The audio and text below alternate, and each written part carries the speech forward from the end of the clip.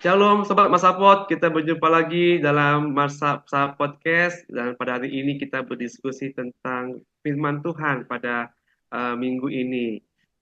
Bersama kita sudah ada Pendeta Dedi Roni Purba dan saya Pendeta Gresindo Raja Sinaga yang akan berdiskusi tentang perikop kita dari uh, Matius 24 ayat 9 sampai 14. Sebelum kita lanjutkan, kita akan berdoa. Saya akan membawakan doanya. Marilah kita berdoa. Ya Tuhan Allah, kami bersyukur kami boleh berjumpa kembali melalui podcast ini. Kami mau menghayati kebenaran firman Tuhan. Bilangkah Tuhan yang memberikan kami hikmat kebijaksanaan, boleh memahami dan juga bisa mengambil pesan yang bila kami lakukan dalam hidup kami sehari-hari. Kami berdoa dalam nama Tuhan Yesus. Amin. Ya, Bang Pendeta Dedi Roni dan juga Sobat Masapot yang kami kasihi, renungan kita atau yang jadi bahan diskusi kita pada saat ini ya dari Matius 24 ayat 9 sampai ayat 14. Boleh minta tolong kepada Bang Pendeta Dedi untuk membacakannya, Bang? Terima kasih untuk Bang Raja. Saya akan bacakan untuk kita semua dari Matius 24 ayat 9 sampai dengan ayatnya yang ke-14. Mari kita perhatikan ya, begini firman-Nya. Khotbah tentang akhir zaman, permulaan penderitaan. Pada waktu itu kamu akan diserahkan supaya disiksa, dan kamu akan dibunuh, dan akan dibenci semua orang oleh karena namaku. Dan banyak orang akan murtad dan mereka akan saling menyerahkan dan saling membenci. Banyak nabi palsu akan muncul dan menyesatkan banyak orang. Dan karena makin bertambahnya kedurhakaan, maka kasih kebanyakan orang akan menjadi dingin. Tetapi orang yang bertahan sampai pada kesudahannya akan selamat. Dan Injil kerajaan ini akan diberitakan di seluruh dunia menjadi kesaksian bagi semua bangsa. Sesudah itu, barulah tiba kesudahannya. Demikian Bang Raja untuk pembacaan teksnya. Ya, baik. Terima kasih Bang Pendeta Dedi. Eh, Bang Pendeta Dedi dan juga Sobat Masapot, di sini kita mendengarkan tadi tentang kesudahan. Mungkin ini yang kita bisa tanya nanti sama Pendeta Dedi juga ya. Eh, ini kesudahan ini eh, hal yang menarik juga kita bahas. Karena kehidupan kita ini kan memang seperti perjalanan ya. Suatu perjalanan yang pasti ada awalnya juga ada ujungnya. Kehidupan kita pribadi pasti ada awal, tapi nanti akan ada akhirnya. Begitu juga dengan dunia kita ini. Ternyata ada kesudahannya gitu ya. Tapi apakah memang seperti itu harapan-harapan kita sebagai manusia di dunia ini? Apakah memang hanya sampai kepada kematian saja atau akan ada pengharapan lainnya? Ya mungkin uh, nanti kita diskusikan. Nah, tapi saya mau tanya dulu kepada Bang Pendeta Dedi, uh, latar belakang apa ya ini Bang yang terjadi uh, di antara Yesus, para muridnya, dan juga orang yang ada di Yerusalem itu, apa yang terjadi saat itu, Bang? Kenapa tiba-tiba Yesus mengatakan pada waktu itu kamu akan diserahkan dan seterusnya? Mungkin latar belakang ini boleh Bang Dedi sharing dulu, Bang. Oke, terima kasih sobat-sobat Mas Saud dan Bang Raja. Tentunya kita tahu ya, setiap pengajaran yang dilakukan oleh Yesus itu pasti ujung-ujungnya menceritakan tentang kerajaannya. Jadi setiap firman yang disampaikan, baik dia mengajar, baik dia memberikan kesembuhan, semua itu pasti berujung pada bahwa dunia ini akan berakhir. Bahwa akan ada dunia kekekalan yang akan kita tuju. Jadi latar belakangnya mengapa murid-murid Yesus, kalau kita perhatikan dari teksnya kan Bang Ja, mempertanyakan beberapa hal kepada Yesus. Ternyata ini dilatar belakangi karena Yesus sudah mengatakan kepada murid-muridnya ketika mereka melihat bait Allah yang megah, yang begitu megahnya itu, jadi orang sudah terkesima dengan itu dan menganggap ini adalah kekekalan. Tapi pada akhirnya apa kata Yesus? Tak satu pun batu di antara di situ nanti yang dibiarkan terletak di atas batu yang lain, berarti itu juga akan berakhir, itu juga akan hancur. Jadi itu yang pertama. Mungkin mendengar itu, gimana nih, Yesus ini sudah dibangun sampai, kalau saya lihat juga sampai 80 tahun itu direhab kembali ya untuk bait Allah yang kedua. Padahal hanya beberapa tahun berikutnya nanti itu Yesus bilang itu akan diruntuhkan. Itu kan bisa juga mengecilkan hati orang-orang percaya, Bang. Kita sudah, Hmm. ini bait Allah loh. Namanya bait Allah berarti kita menjadikan itu sebagai tempat yang memang kenyamanan, tapi itu juga akan berakhir. Saya rasa di situ dulu Bang memunculkan pertanyaan bagi para murid. Jadi kok bisa kayak gitu pula Iya, kan? Bang. Iya, benar. Jadi memang situasinya saat itu Yesus sedang mengajar dan para muridnya itu eh, sepertinya ragu-ragu ya. Kenapa mereka tidak percaya bahwa suatu hari akan ada kesudahan gitu ya. Makanya Yesus tadi mengatakan bait Allah ini juga yang dimegah-megahkan atau yang dipuji-puji bahkan yang apa ya, dianggap hebat, dipikir itu akan bertahan terus, ternyata itu juga akan hancur suatu saat lagi. Bahkan kalau kita baca pada ayat sebelumnya, pasal sebelumnya, pasal 23 ayat 37 dan 38, Yesus juga mengatakan tentang Yerusalem ya, bahwa Yerusalem itu juga akan ya eh, akan hancur juga. Kenapa? Karena Yerusalem, engkau sudah membunuh nabi-nabi dan melempari dengan batu orang-orang yang diutus kepadamu. Berkali-kali aku rindu mengumpulkan anak-anakmu, sama seperti induk ayam mengumpulkan anak-anaknya di bawah sayapnya, tetapi kamu tidak mau. Nah, maka ayat 38 dikatakan, lihatlah rumahmu ini akan ditinggalkan dan menjadi sunyi. Nah, jadi ini juga nubuatan Yesus di sekitar tahun tadi itu 30-an Masehi itu, bahwa akan terjadi juga kehancuran Yerusalem. Nah, itu menjadi suatu pengajaran yang menarik, Sobat Masapot, karena di perikop ini Yesus mengajarkan tentang akhir zaman. Nah, akhir zaman yang kalau kita kulik bahasa aslinya, bahasa Yunani, yaitu yang dipakai yaitu eskaton, ya, akhir dari suatu kehidupan itu.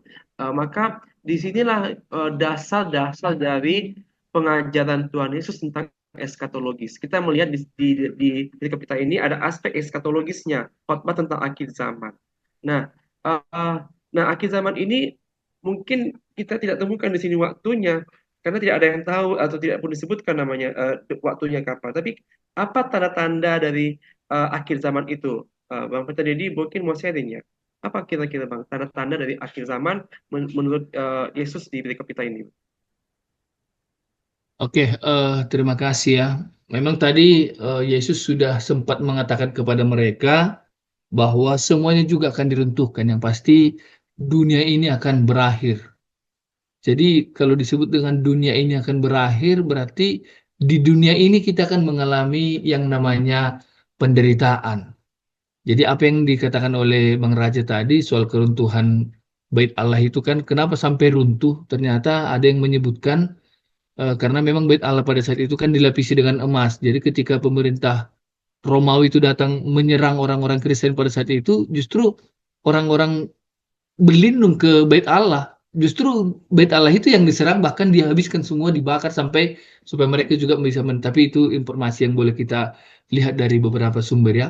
Nah, kalau kita perhatikan memang pertanyaan itu munculkan karena jawaban Yesus. Pertanyaan murid-murid itu muncul karena tanggapan Yesus bahwa ini akan berakhir. Jadi mereka bertanya, itu terlihat di ayat yang ketiga sebenarnya. Bila mana itu akan terjadi dan apa tanda kedatanganmu dan tanda kesudahan dunia. Jadi mereka mempertanyakan tentang itu, dipertanyakan. Maka apa yang menjadi jawaban Yesus? Apa yang menjadi jawaban Yesus? Ternyata itu harus dimulai dari ayat yang kelima, ayat yang keenam dan ayat yang ketujuh. Di situ juga Yesus menjelaskan beberapa tanda. Tapi kita mau simpulkan beberapa tanda itu ada yang ditandai dengan akan datangnya Mesias-Mesias palsu, maka akan terjadi juga perang, maka akan terjadi juga kelaparan, wabah, penyakit, dan gempa bumi. Nah, namun walaupun itu, Yesus berkata, ayat ke-8, akan tetapi semuanya itu barulah permulaan penderitaan menjelang zaman baru. Baru, berarti belum. Jadi artinya begini, ketika kita juga mengalami penderitaan hari ini, itu sebenarnya sudah Yesus ketahui juga, sudah menjadi sebagai permulaan. Ini yang disebut dengan tadi permulaan penderitaan. Maka apa yang akan kita alami? Jadi Yesus sudah mengingatkan lebih dahulu supaya kita mempersiapkan diri kita bagaimana nanti orang-orang percaya itu menghadapi bagai-bagai eh, penderitaan. Mungkin itu dari saya, Bang Jang. Mungkin lanjutkan dari ayat 9 mungkin Bang Jaya. Ayat 9 kan terlihat di situ apa yang kita alami. Iya Bang ya. Jadi eh, tanda-tandanya itu di sini apa ya Bang, menarik sekali ya. Yesus mengajarkan tentang akhir zaman ini walaupun tidak disebutkan tahun berapa, tapi ada tanda-tandanya. Nah, jadi di ayat 9 tadi dikatakan ada bahwa orang-orang percaya akan diserahkan supaya disiksa dan lain sebagainya. Banyak orang murtad, banyak orang yang saling membenci, nabi palsu akan muncul dan menyesatkan banyak orang. Dan ayat 12, makin bertambah kedurhakaan, kasih banyak orang akan menjadi dingin atau di bahasa Samalungun dikatakan itu holong nalamin mamborgo. Ya, jadi kasih pun akan semakin meredup, uh, diterpa oleh tadi itu mungkin keegoisan, di kasih itu ditutupi karena adanya banyak kepentingan-kepentingan dan itu menjadi tanda-tanda tadi akhir zaman. Menarik sekali di sini juga sobat Masapot bahwa ada dua macam penafsiran di sini tentang akhir zaman ini yang dikatakan oleh Yesus. Nah, mungkin ini nanti menjadi perenungan kita juga ya, menambah kita punya wawasan bahwa ada beberapa ahli biblika yang menafsirkan bahwa kata-kata Yesus ini menggambarkan eh, akan terjadinya nanti kehancuran Bait Allah, yaitu di tahun 70 Masehi, karena kita secara secara historis juga tahu bahwa tahun 70 Masehi eh, Israel itu diserang oleh bangsa Romawi, dan akhirnya Yerusalem hancur, bahkan Bait Allah yang tadi diagung-agungkan itu juga hancur. Nah, ini kemudian orang teringat lagi dengan kata-kata Yesus.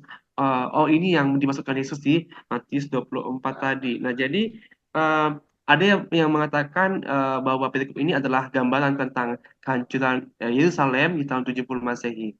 Nah, tetapi ada juga beberapa ahli biblika lainnya yang mengatakan bahwa nah bukan, itu masih permulaan yang tadi yang dikatakan Bang tadi Edi. Itu masih permulaan. Nah, tetapi nanti akan ada memang saatnya itu akan datang eh, kedatangan Yesus yang kedua kalinya. Nah, itu jadinya berupa pengharapan eskatologis ya, bahwa uh, ada aspek kristologis juga di sana bahwa Kristus akan mati, benar, dia akan mati tapi dia akan bangkit kembali dan akan naik ke surga juga, dan suatu saat nanti akan datang kedua kalinya, dan itu adalah tanda-tanda yaitu tadi yang bahwa orang-orang percaya akan diserahkan, akan disiksa dan lain sebagainya. Orang saling membenci, orang saling membunuh. Nah, karena begitu beratnya tantangan-tantangan kehidupan, banyak orang yang akan meninggalkan Yesus, banyak yang akan murtad dan mengikut kepada nabi palsu dan lain sebagainya. Nah, ini yang menjadi penafsiran yang kedua. Nah, tetapi apapun itu ya, apakah kita mau lihat penafsiran pertama ataupun kedua, tetap saja kita diminta di sini di ayat yang ke-13, eh, tetapi orang yang bertahan sampai pada kesudahannya akan selamat. Nah, ini sepertinya ya Bang, yang menjadi inti dari perikop kita ini, bahwa orang-orang yang bertahan sampai pada kesudahannya itu yang akan selamat. Nah, eh, kira-kira bagaimana Bang Pendeta Didi? Apa sih yang dimaksud di sini dengan orang yang bertahan? Berarti kan ada pergumulan, ada tantangan, bahkan tadi ada eh, ancaman-ancaman dari nabi-nabi palsu dan juga lain sebagainya. Tetapi diminta kepada orang Kristen itu bertahan. Nah, apa kira-kira Bang yang dimaksud di sini dengan bertahan, Bang? Ya, terima kasih kepada Bang Raja. Yang pasti sobat semua begini, tidak ada kesedihan yang tidak dapat disembuhkan oleh kasih Kristus. Jadi mau sesakit apapun kita sekarang, itu banyak diajarkan bagi kita juga bahwa penderitaan yang kita alami juga penderitaan hal-hal yang biasa masih. Artinya penderitaan itu juga dalam Yakobus itu akan mendatangkan tahan uji. Artinya dari tahan uji ada pengharapan dan kita boleh semakin lebih dalam lagi mengenal Yesus. Tapi mengapa di sini dikatakan yang bertahan yang akan selamat? Tentu tidak mudah bertahan untuk sobat-sobat Masapot. Apalagi di tengah-tengah badai saat ini dipenuhi dengan kekhawatiran. Yang pasti dunia akan menawarkan hal-hal yang indah sementara, yang enak sementara. Padahal memang yang ditawarkan oleh Yesus di sini kan tentang penderitaan yang harus dipikul. Ini tantangan juga bagi kita, apalagi kalau lama muda. Bagaimana kita mau memilih yang mau enak kah atau mau yang kekal? Kita kan terkadang meminta yang simpel-simpel aja, yang penting nyaman, santai untuk saat ini. Kita tidak memikirkan hal-hal ke depan. Nah, menarik sekali di sini, eh, Bang Raja, ternyata kehilangan kasih itu lebih parah daripada segalanya. Walaupun tadi diceritakan ada penderitaan, ada kita saling menuduh, ada kita saling membenci, saling menyerang, bahkan ada munculnya penyesat-penyesat nabi-nabi palsu. Ternyata ketika sudah kekeringan kasih, ini lebih ngeri katanya. Baik penyakit apapun, ini lebih parah. Kenapa? Memang ketika nggak bertahan, ini kaitannya dengan nggak bertahan ya. Misalnya sebuah perahu, ketika kenapa perahu itu tidak tenggelam selagi masih air belum masuk ke dalam perahu itu dia tidak akan tenggelam. Artinya ketika penderitaan itu yang tidak menguasai diri kita, maka kita akan tetap bertahan. Maka jangan sampai Kristus itu keberimanan kita itu sampai digerogoti oleh penderitaan. Justru karena penderitaan itu yang semakin kita bertahan dan kuat, sehingga badai apapun yang akan menerpa itu boleh kita hadapi. Ada orang mengucapkan demikian, Bang. Makanya kalau berdoa katanya, ya jangan berdoa untuk kehidupan yang mudah. Tapi kalau kita berdoa katanya ya berdoa supaya kita menjadi orang yang lebih kuat. Jadi mau badai apapun, tapi ingat yang membuat kita kuat kenapa? Gak mungkin juga kita bisa kuat sendiri. Yang membuat kita kuat seperti yang dikatakan oleh Yesus juga dalam Yohanes 16 kan, semuanya itu kukatakan kepadamu supaya kamu beroleh damai sejahtera dalam aku. Jadi dalam dunia kamu akan menderita penganiayaan, tetapi kuatkanlah hatimu, aku telah mengalahkan dunia. Jadi itu kekuatan kita Bang Ja. Jadi bukan kita yang mampu mengalahkan dunia karena penderitaan yang kita alami juga sudah dialami oleh Yesus, sudah digantikan. Maka itu jelas dalam Yohanes 16 ayat 33. Aku telah mengalahkan dunia. Tentu kita menjadi seorang pemenang hari ini. Jadi di situ saya Amin. rasa Bang Ja supaya kita boleh tetap Luar bertahan kan? biasa. Iya Bang Iya, Ja. luar biasa ya. Oke. Ya, jadi bertahan itu Bang berarti kita bisa saling tetap juga saling mengasihi menghadapi pergumulan itu gitu ya Bang ya. Karena uh, bahaya sekali kalau kasih semakin memurgoh, kasih semakin Iya, dingin. iya Bang Ja. Uh, karena ketika ada pergumulan, kita justru butuh pertolongan. Ketika kita juga mampu untuk menolong orang lain, nah maka pasti ada juga orang lain yang sangat-sangat merindukan pertolongan kita. Nah berarti di sini Bang saling mensupport gitu kira-kira ya. Dan juga bertahan di sini memang betul. Saya rasa di sini orang yang bertahan itu sebetulnya bukan orang yang kuat atau orang yang bertahan itu adalah adalah orang yang sempurna karena tidak ada orang yang sempurna sesungguhnya. Justru kita adalah orang-orang yang punya keterbatasan masing-masing, tidak sempurna, tapi kita justru saling menguatkan, saling melengkapi. Nah, jadi eh, orang-orang yang bertahan sampai pada kesudahannya akan selamat, artinya adalah orang-orang yang tekun, seperti tadi kata Bang Pendeta tadi ya, orang yang diuji tapi juga bisa tahan uji, orang yang tekun menghadapi ujiannya, orang yang sabar, setia, tetap berdiri teguh dalam pergumulannya, itulah tadi orang yang bertahan itu. Nah, bahkan ada satu kata lagi yang menunjukkan bertahan itu yaitu tabah. Jadi tabah itu saya rasa itu kata yang sangat dalam artinya eh, ya tidak hanya sekedar sabar tapi dia sangat-sangat kuat dan tahan uji dalam setiap masalah yang dihadapi. Dia bisa memegang tangan Tuhan, tetap mengandalkan Tuhan. Dia mampu bertahan, dan dia sanggup untuk tetap apa ya, bergerak, ya, dia keep moving gitu ya, dia tetap bergerak, bahkan dia move on. Dia bisa bangkit kembali dari keterpurukannya, dan itu yang luar biasa dari perikop kita ini. Tuhan Yesus mengajarkan, mengharapkan dan meminta supaya orang-orang percaya itu bisa bertahan sampai pada kesudahannya, dan Tuhan sudah menyediakan keselamatan bagi orang-orang yang bertahan itu. Ya, sangat menarik tadi yang disampaikan Bang Prita Dedi. Sahabat Masapot, barangkali kita sekarang masuk kepada ayat terakhir ya, ayat ke-14. Di sini dikatakan, dan Injil Kerajaan ini akan diberitakan di seluruh dunia, menjadi kesaksian bagi semua orang, semua bangsa. Sesudah itu barulah tiba kesudahannya. Nah, artinya di sini mungkin nanti tambahkan beberapa tadi. Di sinilah kita melihat bahwa memang betul bahwa kedatangan akhir zaman itu belum tahu kita kapan waktunya. Tidak ada di situ disebutkan tahun sekian gitu. Kalau ada yang menyebutkan tahun sekian itu, sudah sok-sok tahu juga itu ya. Jadi walaupun tidak disebutkan kapan tahunnya, tapi ternyata Tuhan di sini menyediakan juga tanda-tandanya bahwa semua itu akan terjadi ketika Injil Kerajaan Allah itu diberitakan di seluruh dunia, menjadi kesaksian bagi semua bangsa. Nah, artinya apa? Eh, Mungkin saat ini kita sudah dalam proses lah seperti itu ya. Bahwa kita itu betul-betul dalam proses terus menyebarkan berita Injil, berita sukacita, kabar baik dari Allah. Jadi Sobat Masapot juga, podcast kita ini juga adalah bagian menyebarkan firman Allah, kan begitu. Podcast kita ini juga adalah menyebarkan Injil kerajaan Allah. Dan ini mau kita sebarkan ke seluruh dunia. Artinya apa?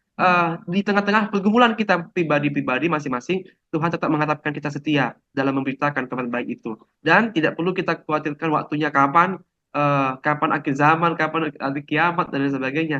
Kenapa? Karena ternyata Tuhan sudah menyediakan waktu yang indah, tapi yang pasti kita masing-masing tetap setia dalam memberitakan Injil. Mungkin ada tambahan dari Bang Prita Dedi? Ya, memang bagaimana supaya Injil itu boleh diberitakan, tentunya ini merupakan tugas dan tanggung jawab kita bersama. Ketika Allah juga menginginkan tak satu pun di antara kita yang hilang, maka kita diutus, diberangkatkan untuk menjadi saksi, membawa, memberitakan Injil. Tentu hari ini, apalagi kita diperlengkapi mau memasuki eh, apa bang, ujung tahun gerejawi ya, tanggal Tahun 2, kuliah. tanggal berapa? Ya, di tahun Ujung tahun gerejawi. kuliah ya. Ah, Ya, jadi di sini dipersiapkan kita, jangan sampai disitulah bentuk kasih yang sesungguhnya. Maka kasih yang sesungguhnya adalah bukan hanya soal memberikan kebutuhannya, tapi memang bagaimana kita siap juga memberitakan Injil kerajaan itu kepada seluruh dunia lewat kesaksian hidup kita, sehingga semua bangsa boleh melihat Injil itu dalam diri kita. Dan ini mau disampaikan. Jadi memang dalam artian saya melihat data 14 ini, Bang, semua disampaikan, pemberitaan tentang Injil itu sampai kepada manusia.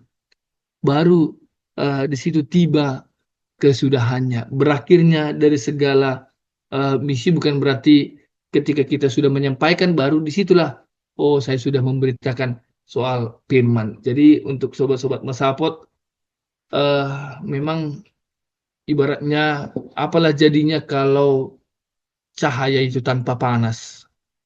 Itulah diibaratkan ketika kasih itu sudah mulai hilang, pemberitaan firman itu sudah mulai tidak mempunyai sengat lagi, baru masih bolehkah disebutkan kita masih dalam keadaan berdoa? Kita sekarang, aku orang yang berdoa, tapi apakah itu yang disebut dengan doa dalam kaitannya tentang pemberitaan Injil itu? Artinya kita telah menjadi saksi setia dan tekun. Ini yang perlu kita renungkan hari ini. Saya lihat dari topik kita berkaitan tentang bagaimana Allah mengangkat menjelaskan kepada murid-muridnya tentang akhir zaman, tanda-tandanya, dan bagaimana kesudahannya itu. Itu mungkin dari saya, Bang Jah. oke, baik. Terima kasih Bang Putra Dedi yang sudah mengingatkan kita juga ya. ternyata renungan kita ini juga di 17 November 2024 adalah sudah masuk minggu 25 setelah Trinitatis. Jadi kita akan masuk minggu ujung tahun kuliah ya Bang Deddy ya, tahun minggu depannya ya.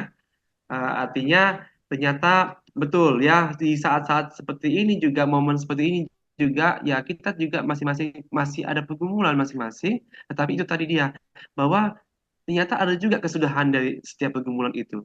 Ada waktunya bahwa pergumulan itu juga akan terlewati, terlampaui. Nah, bahkan tahun gejawi juga akan terlampaui. Kenapa? Karena minggu depannya juga sudah selesai. Kita akan masuk kepada ujung tahun kuliah, dan minggu depannya kita masuk kepada awal tahun lagi, tahun baru gerejawi, yaitu minggu-minggu Advent.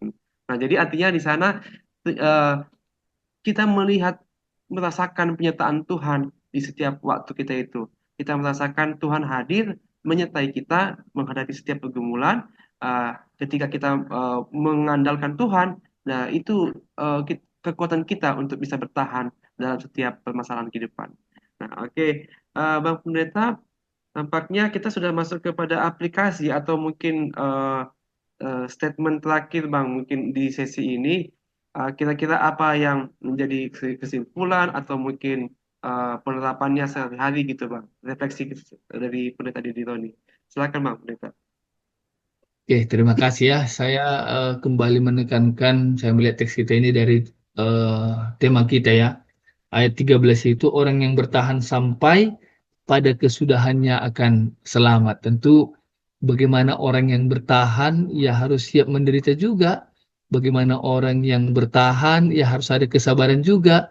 Bagaimana orang yang mampu bertahan itu artinya kadang orang kan satu hari tidak siap untuk menderita.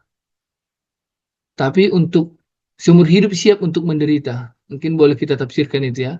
Tidak orang nggak siap satu hari untuk menderita. Artinya nggak ada orang yang mau menderita satu hari ini bagaimana untuk berjuang ke depan. Tapi untuk seumur hidup dia mau menderita. Jadi ini perlu kita renungkan. Tapi hari ini kita diajak untuk bertahan. Tentu kebertahanan kita adalah ketika Tuhan sudah mengalahkan dunia ini, walaupun dikatakan dunia inilah penuh dengan trik, tapi kita yakini bahwa penderitaan yang kita alami, keadaan dunia yang semakin pura-pura, namun kasih Tuhan itu tidak akan pernah lari kok dari kita. Itu yang saya imani, bahwa bagaimanapun dunia saat ini dengan kekejiannya, tapi masih ada kok kasih Kristus itu dalam diri kita yang akan kita beritakan untuk eh, bertemu dengan apa yang sudah Tuhan janjikan. Mungkin itu sedikit dari saya, Bang Jah. Oke, terima kasih Bang. Eh, Menarik ya. Dari Bang Pendeta Dedi tadi, bertahan itu adalah orang yang bisa sabar, orang yang bisa juga tahan dalam menghadapi penderitaannya. Eh, Jangan sampai kita seperti orang yang dikatakan tadi, satu hari tidak mau bertahan satu hari untuk bertahan berjuang, tapi akhirnya kita harus mengalami penderitaan seumur hidup. Nah, itu yang kita antisipasi. Nah, Yesus juga pernah mengatakan bahwa eh, datanglah kepadaku orang yang letih lesu dan beban berat, maka aku akan meringankan beban itu ya. Jadi artinya kita perlu datang kepada Tuhan dan juga setia mengikuti kehendak Tuhan. Nah, kalau di Wahyu 2 ayat 10b dikatakan, hendaklah engkau setia sampai mati dan aku akan mengaruniakan kepadamu mahkota kehidupan. Nah, berarti di sana memang betul seiring atau senada dengan teks kita hari ini bahwa orang-orang yang bertahan sampai pada akhirnya itu akan selamat, akan Tuhan sediakan mahkota kehidupan. Ya, terima kasih Bang Prita Dedi buat sharing kita hari Mungkin ini. penutup satu lagi, Bang Jah. Ini dari firman Tuhan, dari Yohanes. Nah, Luar ini biasa. penutup sekali dari mengakhiri Silakan dari Bang Prita. Yohanes 14 ayat 27. Inilah sebagai kekuatan kita. Ini yang membuat kita bertahan. Dia menyebutkan seperti ini. Damai sejahtera kutinggalkan bagimu. Damai sejahtera kutinggalkan bagimu. Damai sejahtera kuberikan kepadamu. Dan apa yang kuberikan tidak seperti yang diberikan oleh dunia kepadamu. Janganlah gelisah dan janganlah gentarkan hatimu. Jadi inilah pegangan bagi kita karena Allah sudah memberikan damai sejahtera bagi kita untuk menghadapi segala ya semua yang ada di dunia ini. Damai itu menjadi milik kita. Itu dari saya Bang Jara. Terima kasih Bang Jara. Oke, shalom. Itulah artinya salam itu ya Bang ya, damai sejahtera ya. Oke, damai sejahtera bagi kita semuanya Sobat Masapot. Kita akan tutup sesi ini dalam doa dibawakan oleh Bang Berita Dedi. Kita berdoa. Bapa kami dalam surga, terima kasih Tuhan yang boleh mengingatkan kami, ternyata Tuhan begitu mengasihi kami. Tuhan masih memberikan petunjuk bagi kami untuk terus mempersiapkan diri. Kami mengimani mengapa Tuhan tidak menentukan waktu, tanggal, dan tempat supaya kami semua anak-anak Tuhan selalu bersiap, selalu setia kepada Tuhan. Dan orang yang setia, bertahan, itu yang akan menerima keselamatan. Dan kebertahanan kami juga itu karena Tuhan yang menguatkan. Terima kasih Bapak, Engkau yang mengurapi, memberkati setiap pendengar, sobat-sobat masa podcast, sehingga setiap pendengar juga boleh merasakan kasih dan sukacita. Kau memberkati kami semua Tuhan. Inilah kami Bapak, dan kami percaya Roh Kudus akan memberikan pengertian dan hikmat bagi kami untuk terus belajar dan menerima firman Tuhan. Terima kasih Bapa, dalam Kristus Yesus kami telah berdoa. Amin.